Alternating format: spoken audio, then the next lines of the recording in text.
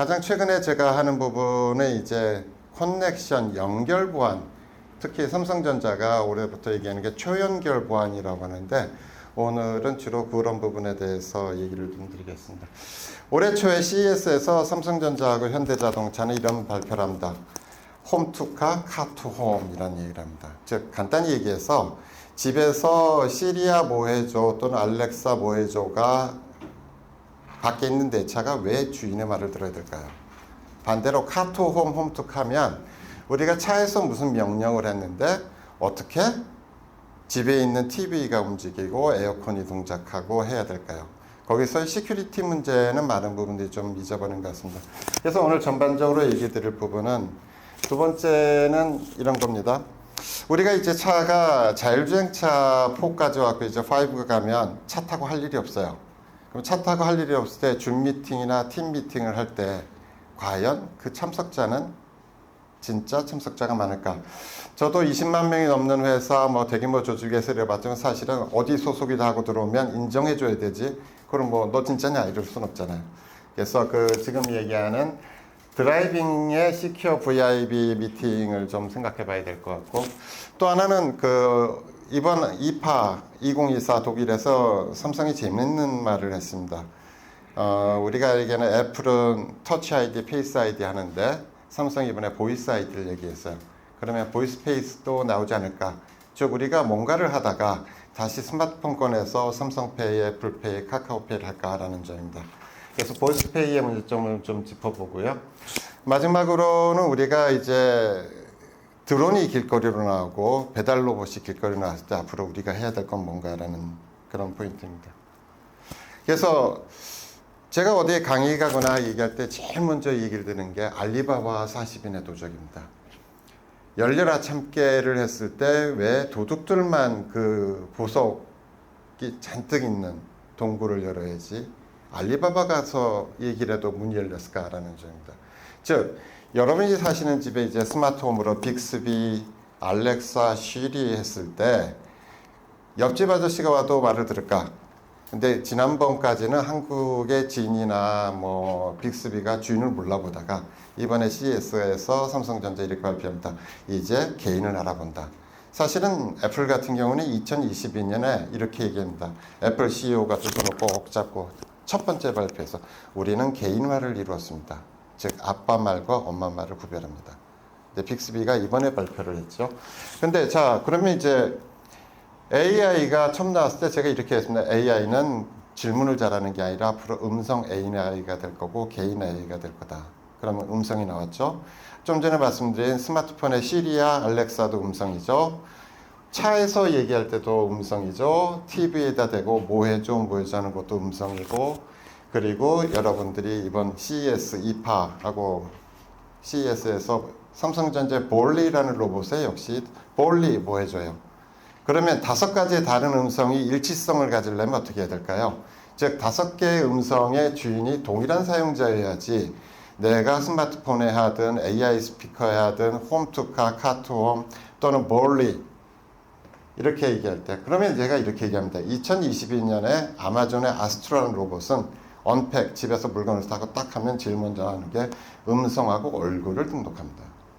그렇다면 우리가 스마트폰에도 지문을 등록하고 스피커에도 등록하고 TV에도 등록하고 현대자동차에서 삼성전자의 스마트홈을 할 때도 역시 음성을 등록해야 하는데 5개의 음성이 하나로 동작해야 된다.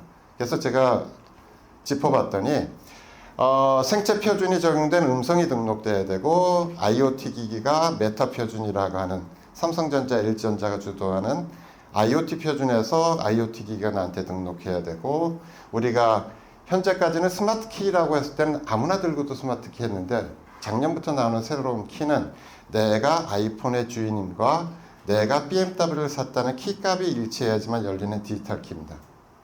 그러면 디지털 키로 여는 차에서 내 음성이 해커의 음성일까 범죄자의 음성일까 집 안에 있는 빅스비는 왜 그걸 연동해서 말을 들어야 될까라는 점입니다. 더군다나 AI가 자유자재로 음성을 한다고 할 때 또 역시 C2PA라는 표준이 나와서 이런 표준들이 적어도 4개 이상 뭉쳐야 동일한 음성 사용자라는 결론을 낼 수 있습니다. 그래서 제가 요즘 하는 거는 연결 표준, 또는 연결 인증이라는 보안을 하고 있습니다. 그래서 또 하나 이런 얘기를 제가 어디 가서 많이 합니다. 당신이 만난 오늘 마이크로소프트 팀즈 미팅의 참석자나 줌 미팅의 참석자는 당신 회사의 보스거나 동료거나 파트너가 맞습니까? 2022년에 이미 우리가 마이크로소프트 팀즈와 줌하고 메타 호라이즌의 참석자들끼리 호환성을 발표했습니다. 즉, 내가 줌으로 들어갔다가 MS 팀즈 미팅에 참석하는데 자기 이미지를 그대로 가져가는 거죠. 그렇다면 당신은 정당한 참석자입니까? 라는 점입니다. 그래서 혹시 이 장면 기억나시는지 모르겠지만 영화 좋아하시는 분들은 킹스 양복점에 홀로그램으로 참석하는 부분입니다. 즉 한두 사람이나 현장에 있고 나머지는 전부 다 홀로그램 형태로 나타나는데 여기에 나타난 홀로그램은 다 참석자가 맞습니까? 라는 질문입니다. 즉 우리가 지난 2월에 이렇게 했었죠. 홍콩에서 한 5, 6명이 하는 그룹 미팅일 때 우리가 얘기하는 대기업 부회장이 야, 돈 좀 묻혀. 그랬더니 회계 담당자가 좀 의심을 하고 안 붙였어요. 근데 이번엔 확대 회의를 하면서 전부 다 이제 무슨 팀즈 뭐 이런 걸로 참석했겠죠. 근데 그 메이커는 안 나왔어요. 근데 거기서 또 2명이 참석해서 다 부회장급이에요. 야, 돈 왜 안 붙이냐? 그래서 결국은 우리 돈으로 340억 원, 3윌리언을 붙였어요. 그럼 끝나고 나서 확인해 보니까 그 사람 목소리가 하고 모습이 이재용이었고 최태원이었는데 담당자가 안 붙일 방법이 없었어요. 그래서 우리나라에도 보도가 많이 된 그런데 참가자의 외모와 목소리를 도도 페이킹해서 붙였는데 그러면 그 참석자를 어떻게 할 거냐라는 점이죠. 그래서 제가 이렇게 아이디어를 제안합니다.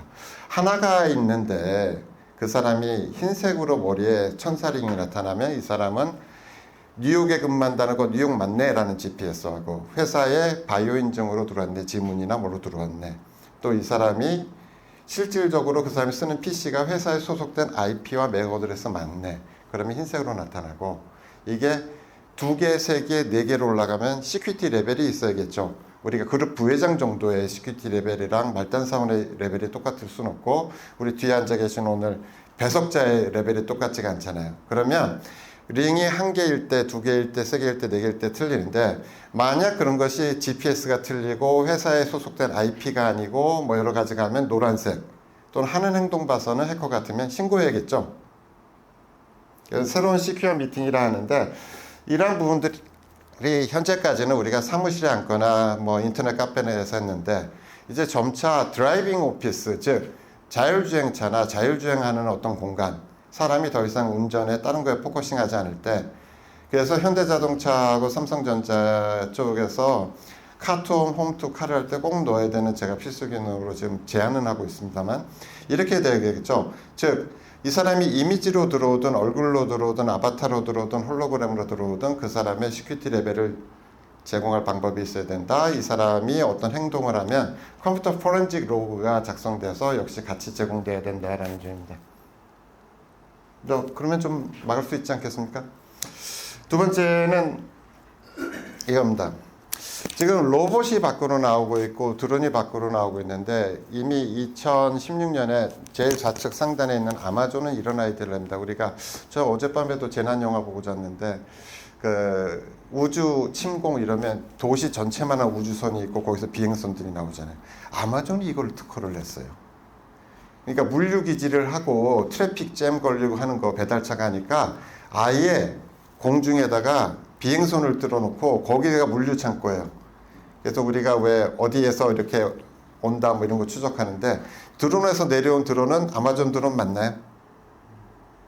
두 번째는 이 드론이 가다가 모든 드론이 이제는 좀 장거리 비행이 가능하지만 어딘가 내려서 잠깐 충전을 하고 올라가야 되는데 이미 아마존, 마이크로소프트 여러 한 몇백 개 회사가 우리가 알고 있는 가로등, 전등 옆에 솔라 판을 해놓고 거기서 충전을 한다는 특허는 다 확보했어요. 근데 거기에서 한 가지 빈대가 있는데 어디가 비어있냐면 제가 현대자동차 쪽에 아직은 공식 제안이 아니라 개인적으로만 제안을 했지만 현대자동차 트럭 위에 충전장치가 한 3개 있고 우리가 아마존 드론이든 뭐 어디 드론이든 거기 잠깐 내려서 충전하고 있다가 나는 일동으로 빠질래? 나는 서초동으로 간다? 나는 조치원으로 간다 하면 충전도 되고 나중에 1초 단위까지 나도 돈 내면 되잖아요. 그러면 트럭 운전자는 되도록이면 현대자동차 위에 내리고 싶겠죠. 어느 나라 회사의 드론이 됐건 로봇도 마찬가지입니다. 로봇이 어느 정도 갔는데 너무 멀리 가려 힘들잖아요. 그러면 제가 아파트에 요새 전기 충전기 한 대씩 다 들어와 있는 거 아세요? 그럼 거기 충격기에 붙어서 충전을 하다가 고마워 30분 충전했는데 다 다음 동으로 간다 하는 부분. 그리고 지금 요즘은 많이 그 얘기를 하는데 군집 주행이라는 게 있습니다. 즉 여러 대가 붙어서 다니는 겁니다. 그래서 이런 부분이 할 때 그러면 너는 어느 회사의 드론인가 너는 어느 회사의 로봇인가 할 때 그 인프라 충전소에 전기 충전소에 나는 A사인데 어쩌고 저쩌고 키값을 주고 나중에 우리가 신용카드 정산하듯이 나중에 하면 되죠. 그죠? 우리가 예전에 식권 들고 다니면서 동네 식당 가서 주면 나중에 정산하잖아요. 그래서 제가 요즘 얘기하는 거는 저 날아오는 드론이 내가 알고 있는 아마존의 드론인가 쿠팡의 드론인가 아니면 테러리스트가 보낸 폭탄 드론인가는 키값으로 미리 막아야겠죠. 그래서 그런 부분에 대한 그 드론 보안에 대한 거를 좀 제기를 하고 싶고요. 이게 굉장히 중요합니다. 우리가 그 몇 년 전에 이런 게 있었습니다. KT가 영등포군가요? 몽땅 죽어서 그날 가게 주인들은 돈을 못 받고 직장인들은 공짜로 먹었습니다. 왜? 현금만 요구했기 때문에. 우리가 일단 정전이 됐든 인터넷이 없든 통신이 없으면 여러분의 핸드폰에 있는 카카오페이나 삼성페이나 애플페이나 또는 여러분의 신용카드는 그냥 플라스틱일 뿐입니다. 그러니까 국제결제은행이 BIS가 2023년에 이렇게 공고를 했습니다. 앞으로 우리가 얘기하는 비트코인이 됐든 센트럴 뱅크 디지털 머니 CBDC 전 세계 80개국이 준비하고 있고 중국은 이미 실시하고 있고 미국만 디지털 달러를 얘기하면 우리가 가지고 있는 모든 지폐는 이제 앞으로 디지털 화폐로 바뀔 겁니다. 한국은행이 지금 3년째 디지털 원이라는 거를 지금 준비를 하고 있어서요. 그다음 디지털 유로, 디지털 달러, 디지털 원, 디지털 위엔, 디지털 엔을 어디다 넣어가지고 다녀야 될까요? 라는 게 화두입니다. 제가 코로나 팬데믹 시절에 이 이슈를 가지고 유럽은행이나 뱅크 오브 캐나다 뭐 여러 은행에 이제 질문을 던졌어요. 과연 지진 등으로 통신이나 인터넷이나 전력이 나갔을 때 나는 ATM에서 어떻게 돈을 찾고 포인트 오브 세일에서 물건을 살까라는 이슈를 제기했었습니다. 다행히 제 개인 의견이긴 하지만 여러 가지 이슈를 좀 터뜨렸다가 우연의 일치 같긴 합니다만 BIS에서 이걸 발표했고요. 거기서 우리나라가 전 세계에서 최고로 초고속이 잘 돼 있다. 뭐 어디가 잘 된다. 뭔다 얘기할 때 이 상황을 해야 됩니다. 우측 사진은 고베 대지진으로 기억합니다만 월스트리트 저널이 전 세계에 송출한 즉 지진이 나서 조그맣게 일부 지역이 아니라 고베 광역 고베죠. 그 도시 기반 우리로 얘기하면 분당까지 서울에서 분당까지 전부 다 지진 여파가 났을 때 시민들은 길거리를 헤맸어요. 배고파요. 그래서 세븐일레븐에 갔더니 현금 내라. 그래서 이 사람들이 현금 찾으러 ATM에 갔더니 전 세계 금융권은 무슨 일이 있으면 제일 먼저 문을 닫습니다. ATM은 잠겨있고 이때 믿거나 말거나라고 얘기하는 거는 추정치기 때문에 일본이 제일 싫어하는 사진이기도 하고요. 한 3,000대 ATM이 깨졌습니다. 그래서 제가 이걸 가지고 좀 신한은행, 하나은행, 복수의 은행한테 너네 지금 이런 지진이 우리나라에 있을 수 있고 이상기후 때문에 만약에 인터넷 죽고 통신 죽고 하면 신한은행 ATM이나 하나은행 ATM 또는 카카오뱅크에 토스뱅크에 제가 이렇게 적었습니다. 이 장치를 마련하자. 그래서 좌측에 보시면 클린턴 대통령이 1998년에 세운 재난신호입니다. 2시간 뒤면 버스나 전차에 사람이 내린다. 4시간 뒤에는 차량이 주유소 앞에 줄을 서지만 모든 주유기는 전기 발전기가 있어야 된다. 미국처럼 옛날 서부 영화에 나오는 이 수동 옛날 디젤식 거는 아주 찾기 힘들고요. 모든 건 전기가 없으면 일단 주유를 못합니다. 6시간 뒤에는 사람들이 슈퍼마켓에 가서 먹을 거 사려고 하지만 현금만 요구합니다.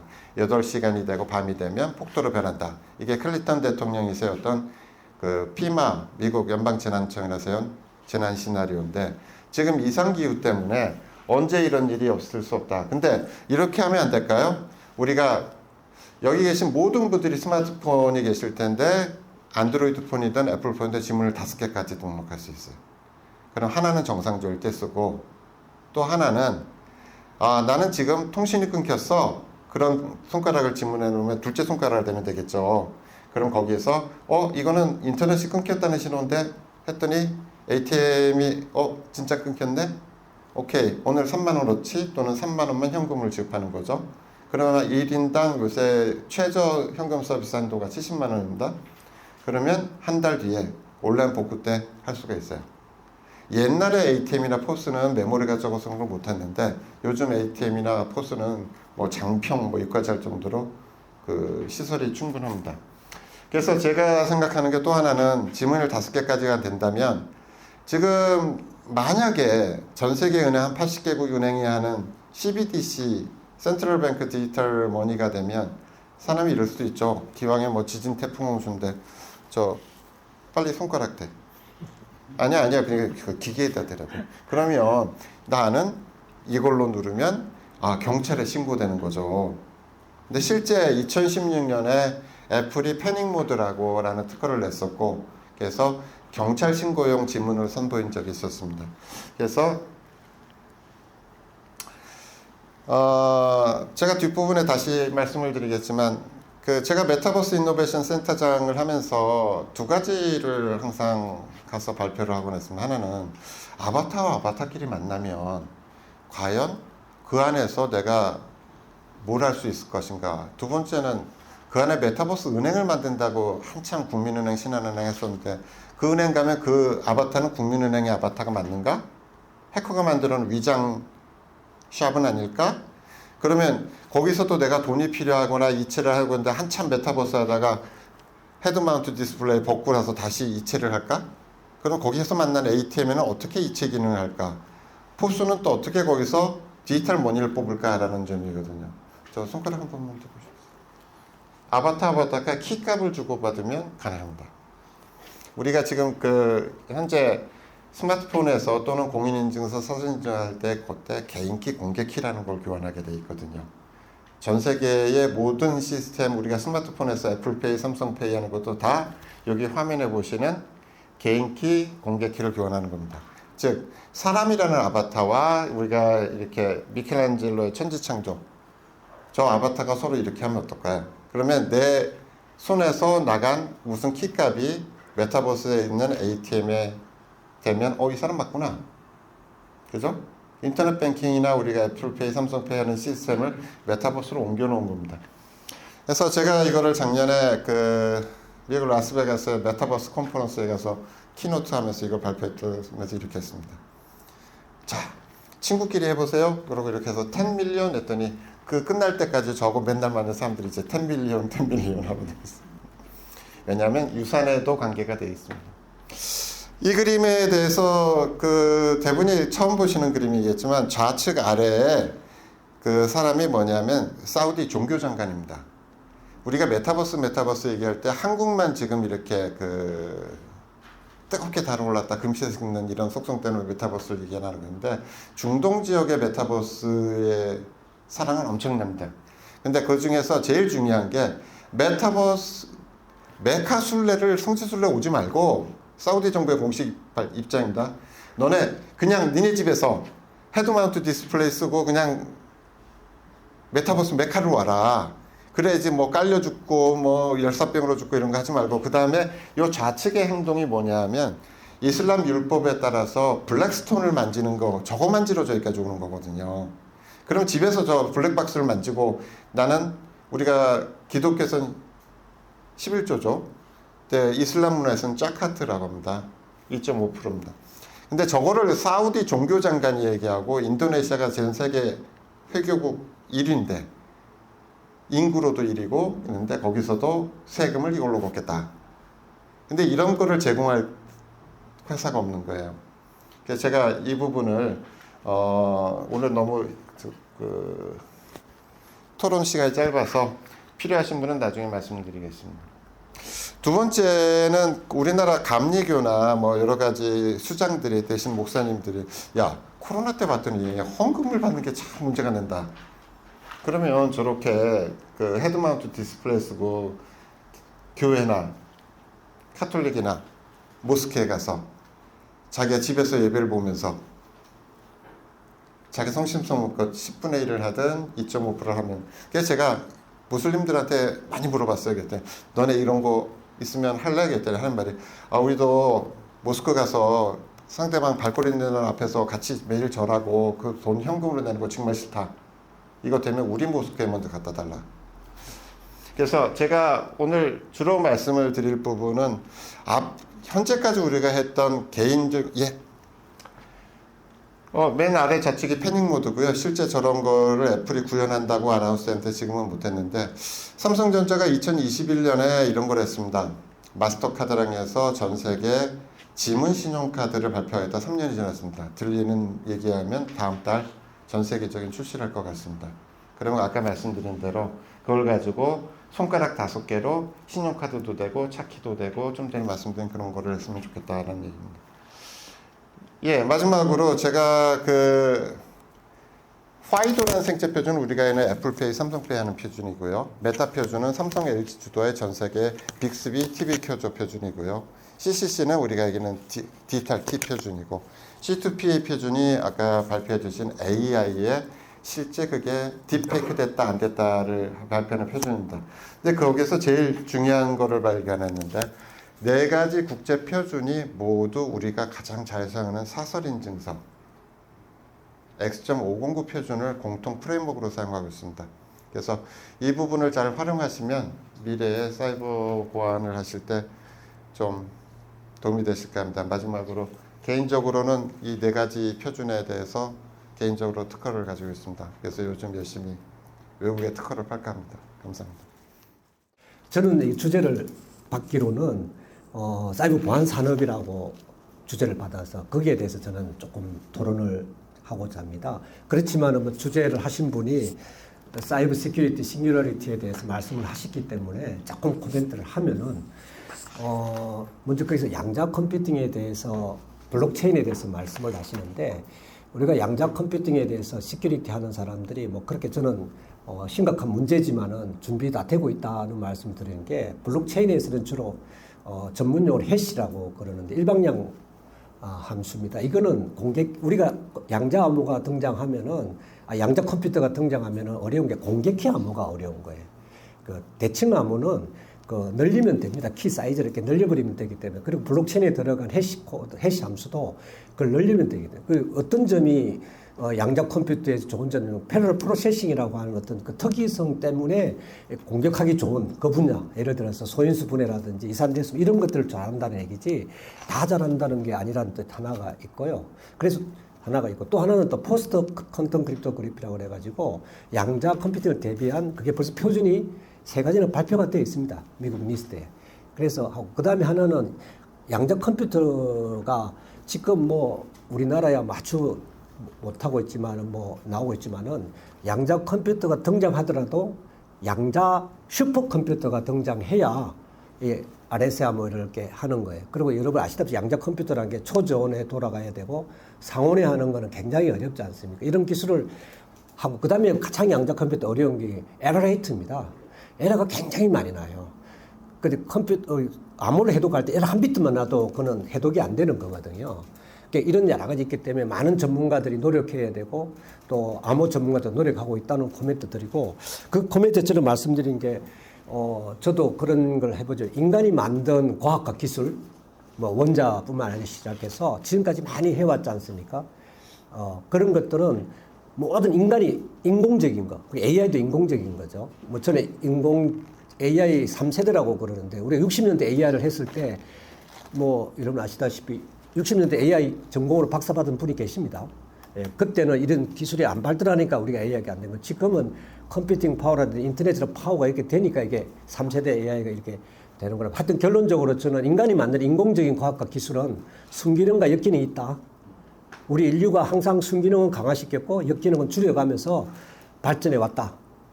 그래서 저는 앞으로도 긍정적으로 보고 어떠한 순기능과 어떤 역기능이 항상 존재. 인간이 만든 걸 그렇습니다. 신이 만든 건 안 그런데 인간이 만든 그래서 그런 코멘트를 좀 해서 저는 긍정적으로 싱귤러리티가 어떤 뜻인지 제가 사이버 보안의 공격과 방어, 보안은 공격과 방어의 모순이지 않습니까?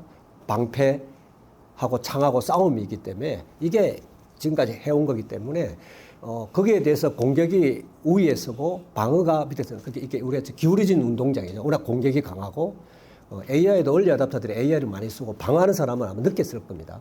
그래서 아마 하더라도 저는 인류 문명은 항상 그런 순기능을 강화하고 역기능을 감소해 가면서 발전해요. 어느 하나 해결된 게 없다고 봅니다. 우리 원자 문제가 해결된 게 아니고 그렇게 순기능을 이용해갖고 역기능을 이렇게 해왔기 때문에 AI 쪽도 그렇게 갈 거라 긍정적으로 생각하고 있고 제가 말씀드리고 싶은 거는 지난번에도 이게 제가 이 국가미래연구를 찾았던 거는 우리나라 사이버 보안사를 좀 키워주십시오. 왜냐면 여기 오시는 분들의 경영이나 경제 전문가들이 많이 오셔서 많이 얘기를 해서 토론을 굉장히 했었습니다. 우리나라 사이버 보안 산업 좀 키워주십시오 하고 왔었습니다.